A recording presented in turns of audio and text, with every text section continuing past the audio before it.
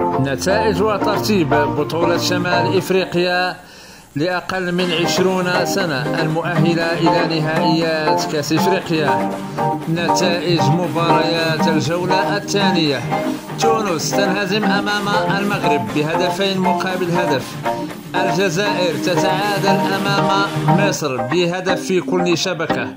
الترتيب: المغرب في الصدارة برصيد 6 نقاط. المنتخب التونسي في المركز الثاني برصيد 3 نقاط. المنتخب الجزائري في المركز الثالث برصيد نقطة واحدة مع مباراة ناقصة. في المركز الرابع مصر بنقطة واحدة. في المركز الخامس والأخير ليبيا ب0 نقطة مع مباراة ناقصة.